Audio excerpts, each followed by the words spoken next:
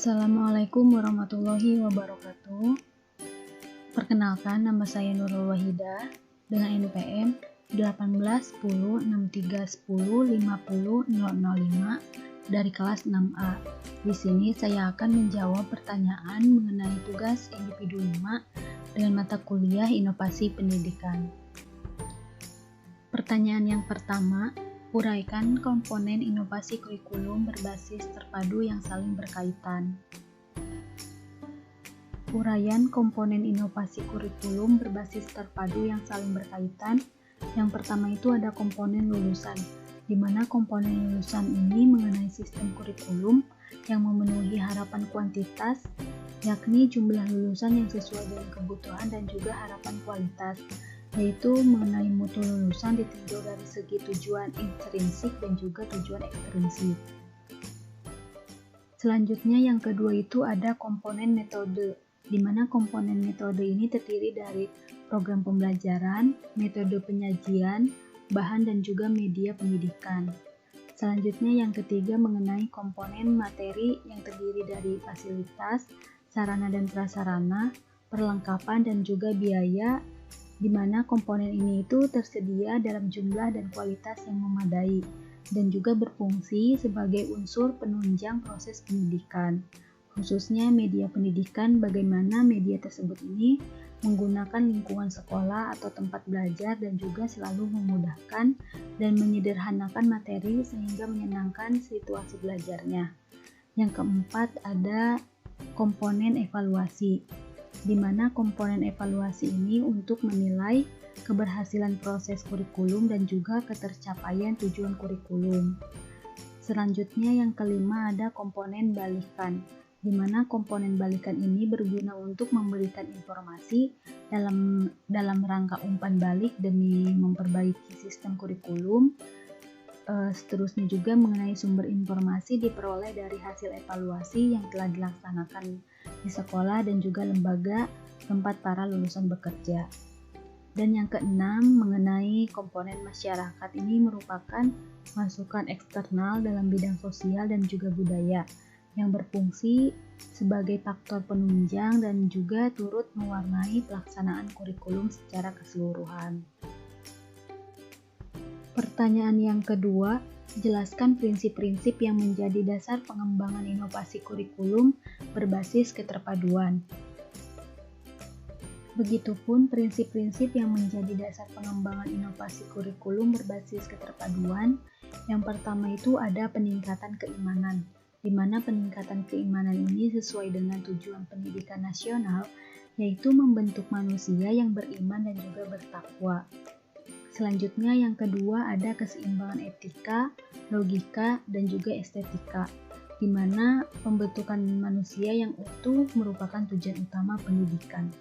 Manusia utuh ini manusia yang seimbang antara kemampuan intelektual, sikap, moral, dan juga keterampilan. Pengembangan KBK harus memperhatikan tiga keseimbangan tersebut. Yang ketiga ada penguatan integritas nasional, di mana penguatan integritas nasional ini beraneka ragam suku dan juga budaya yang sangat majemuk. Pendidikan ini harus dapat menanamkan pemahaman dan juga penghargaan terhadap aneka ragam budaya, sehingga menjadi kekuatan yang dapat memberikan sumbangan yang positif terhadap peradaban bangsa di dunia ini. Selanjutnya yang keempat itu ada perkembangan pengetahuan dan teknologi informasi, di mana pengembangan KBK ini diarahkan agar peserta didik ini memiliki kemampuan berpikir dan juga belajar dengan cara mengakses berbagai perkembangan ilmu pengetahuan dan juga teknologi informasi. Yang kelima itu mengenai pengembangan kecakapan hidup yang meliputi keterampilan diri, keterampilan berpikir rasional, keterampilan sosial, keterampilan akademik, dan juga keterampilan vokasional, di mana kurikulum ini mengembangkan kecakapan hidup melalui pembudayaan membaca, menulis, dan juga berhitung, mengenai sikap dan perilaku adaptif, kreatif, inovatif, dan juga kompetitif. Yang keenam itu mengenai pilar pendidikan, di mana kurikulum mengorganisasikan fondasi belajar ke dalam 4 pilar, ke dalam 4 pilar pendidikan, yaitu belajar untuk memahami, belajar untuk berbuat, belajar hidup dalam kebersamaan, dan juga belajar untuk membangun dan mengekspresikan jati diri yang dilandasi ketiga pilar sebelumnya. Selanjutnya yang ketujuh itu ada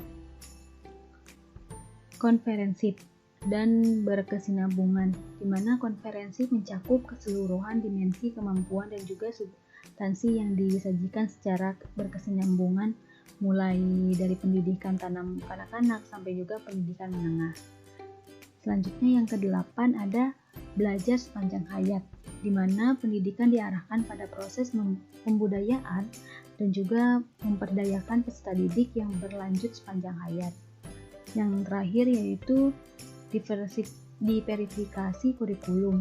Dari sejumlah prinsip pengembangan kurikulum tersebut, pada hakikatnya menekankan bahwa rencana pengembangan kurikulum ini harus berlandaskan pada kaidah-kaidah budaya lokal dan juga nasional. Pertanyaan yang ketiga, bagaimanakah karakteristik kurikulum berbasis keterpaduan? Karakteristik kurikulum berbasis keterpaduan yaitu mengenai kurikulum terpadu merupakan bentuk kurikulum yang meniadakan batas-batas antara berbagai mata pelajaran dan juga menyajikan bahan pelajaran dalam bentuk unit atau keseluruhan menurut Hamalik 1993. Dengan demikian, kurikulum terpadu ini mengintegrasikan komponen-komponen mata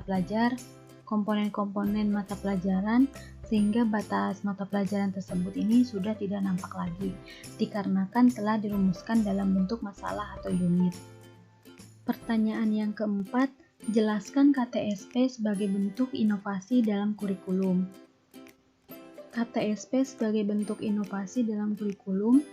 Mengenai KTSP tersebut, perkembangan pendidikan yang ada di Indonesia ini ditandai dengan lahirnya berbagai inovasi pendidikan yang di dalamnya terdapat inovasi kurikulum dan juga inovasi pembelajaran yang diperkuat dengan berbagai kebijakan. Pada masa inovasi tersebut diterapkan KTSP sebagai bentuk inovasi kurikulum tingkat satuan pendidikan, di mana sebuah kurikulum ini mengenai operasional pendidikan yang disusun dan juga dilaksanakan dalam masing-masing satuan pendidikan. Pertanyaan yang kelima, apa yang dimaksud dengan KTSP? Di mana KTSP ini, kurikulum tingkat satuan pendidikan atau KTSP, merupakan penyempurnaan dari kurikulum 2004 atau disebut dengan kurikulum berbasis kompetensi, yaitu KBK.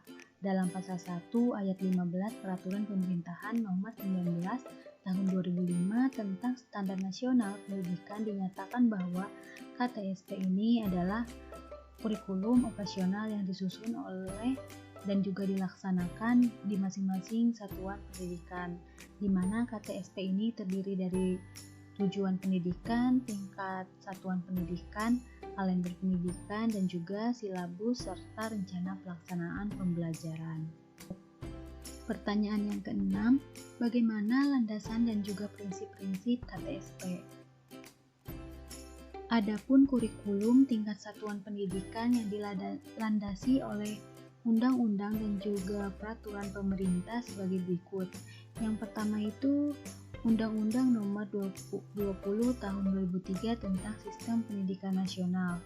Yang kedua itu mengenai Peraturan Pemerintah Nomor 19 Tahun 2005 mengenai Peraturan Pemerintah Nomor 19 Tahun 2005 adalah Peraturan tentang Standar Nasional Pendidikan atau SMP. Yang ketiga ada Permendiknas, di mana Permendiknas ini nomor 22 tahun 2006 tentang standar isi. Yang keempat, Permendiknas nomor 23 tahun 2006 tentang standar kompetensi lulusan.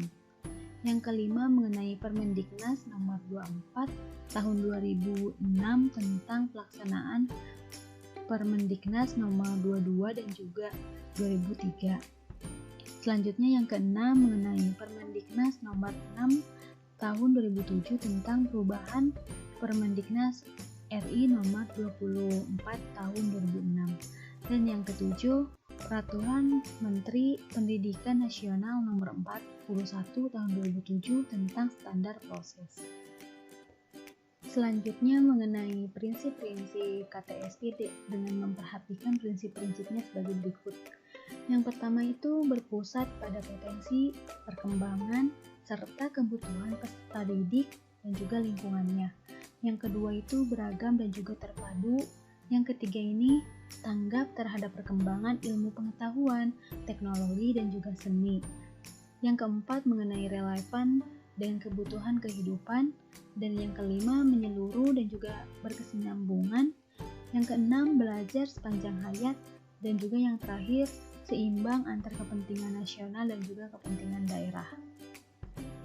Pertanyaan yang ketujuh, apa saja komponen-komponen dari KTSP? Yang pertama itu ada visi, misi, dan juga tujuan pendidikan tingkat satuan pendidikan. Yang kedua ada struktur dan juga muatan KTSP. Yang ketiga menyusun kalender pendidikan. Yang keempat tujuan kurikulum KTSP. Yang kelima silabus dan juga yang keenam rencana pelaksanaan pembelajaran RPP. Pertanyaan yang kedelapan, jelaskan KTSP sebagai bentuk inovasi dalam kurikulum. KTSP disusun dan juga dikembangkan berdasarkan Undang-Undang Nomor 20 Tahun 2003 tentang Sistem Pendidikan Nasional Pasal 36 Ayat 1 dan juga 2. Sebagai berikut, pengembangan kurikulum ini dilakukan dengan mengacu pada Standar Nasional Pendidikan untuk mewujudkan tujuan pendidikan nasional kurikulum pada semua jenjang dan juga jenis pendidikan yang dikembangkan dengan prinsip diverifikasi sesuai dengan satuan pendidikan, potensi daerah, dan juga peserta didik. Pertanyaan yang ke-9, jelaskan kurikulum 2013 sebagai bentuk inovasi dalam kurikulum.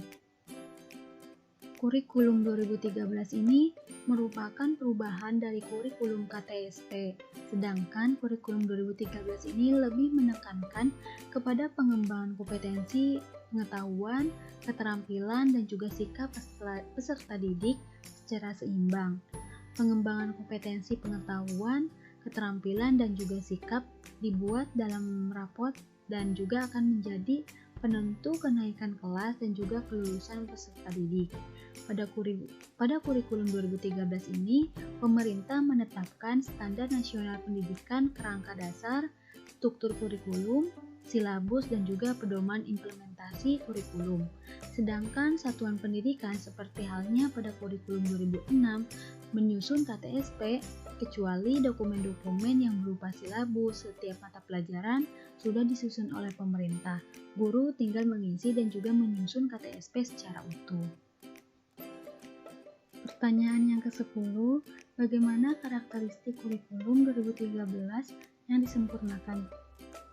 Adapun kurikulum 2013 yang dirancang dengan karakteristik itu sebagai berikut, yaitu mengenai mengembangkan keseimbangan antara pengembangan sikap spiritual dan juga sosial, rasa ingin tahu, kreativitas, kerjasama dengan kemampuan intelektual dan juga psikomotorik, di mana sekolah ini merupakan bagian dari masyarakat yang memberikan pengalaman belajar terencana, di mana peserta didik ini menerapkan apa yang dipelajari di sekolah ke masyarakat dan juga memanfaatkan masyarakat sebagai sumber belajar. Terus selanjutnya, mengembangkan sikap pengetahuan dan juga keterampilan serta menerapkan ke dalam berbagai situasi di sekolah dan juga masyarakat, dengan memberikan waktu yang cukup leluasa untuk mengembangkan berbagai sikap, pengetahuan, dan juga keterampilan. Kompetensi yang dinyatakan ini dalam bentuk kompetensi inti mengenai kelas yang dirinci lebih lanjut dan juga kompetensi ini dasar mata pelajaran. Mengenai kompetensi inti, kelas menjadi unsur perorganisasian atau dengan kompetensi dasar di mana semua kompetensi dasar ini diproses pembelajaran dan juga dikembangkan untuk mencapai kompetensi yang dinyatakan dalam kompetensi inti. Pertanyaan yang ke-11, bagaimana landasan dan juga prinsip-prinsip kurikulum 2013 yang disempurnakan? Adapun yang menjadi landasan dalam pengembangan kurikulum yaitu yang pertama ada landasan filosofi, di mana landasan filosofis ini dalam pengembangan kurikulum akan membahas dan juga mengidentifikasi landasan filsafat dan juga implikasinya dalam pengembangan kurikulum. Yang kedua ini ada landasan psikologis, di mana landasan psikologis ini dalam pengembangan kurikulum yaitu akan membahas dan juga mengidentifikasi landasan psikologis dan juga implikasinya dalam mengembangkan kurikulum. Selanjutnya yang ketiga landasan yuridis, di mana landasan yuridis ini pada kurikulum ini dasarnya produk yuridis yang ditetapkan melalui keputusan Menteri Pendidikan Nasional RI sebagai pengejawaban dari kebijakan pendidikan yang ditetapkan oleh lembaga legislatif yang mestinya mendasarkan pada konstitusi Undang-Undang Dasar. Sedangkan mengenai prinsip dalam kurikulum 2013 ini menurut Asep Heri Hernawan dan kawan-kawan 2002 mengemukakan 5 prinsip dalam pengembangan kurikulum. Yang pertama itu ada prinsip relevansi, kedua prinsip fleksibilitas, yang ketiga prinsip kontinuitas, yang keempat prinsip efisiensi, dan yang kelima prinsip efektivitas. Pertanyaan yang ke-12, apa saja komponen-komponen kurikulum 2013 yang disempurnakan? Adapun dalam kurikulum 2013 memiliki komponen-komponen yang disempurnakan ada 5, yaitu tujuan, materi atau isi, metode atau strategi pembelajaran, yang keempat organisasi kurikulum, dan yang kelima evaluasi. Kelima komponen tersebut ini memiliki keterkaitan yang sangat erat dan tidak bisa dipisahkan. Pertanyaan yang ke-13, bagaimana rasionalisasi kurikulum 2013 yang disempurnakan? Rasionalisasi kurikulum 2013 yang disempurnakan yaitu mengenai usaha untuk meningkatkan sesuatu baik itu kualitas pendidikan maupun produksi. Dalam hal ini, rasionalisasi yang kita bahas adalah usaha untuk meningkatkan kualitas pendidikan yang ada. Rasionalisasi kurikulum 2013 yaitu usaha untuk meningkatkan sistem pendidikan yang ada di Indonesia. Usaha yang dilakukan ini untuk meningkatkan sistem pendidikan saat perubahan mendasar pada kurikulum 2013 dan juga rencananya akan mengurangi beban belajar siswa SD melalui penghapusan IPA dan juga IPS sebagai mata pelajaran dan juga mengintegrasikannya ke pelajaran matematika.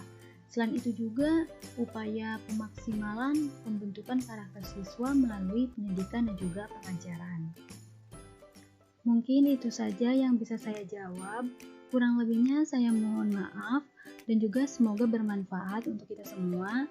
Wassalamualaikum warahmatullahi wabarakatuh.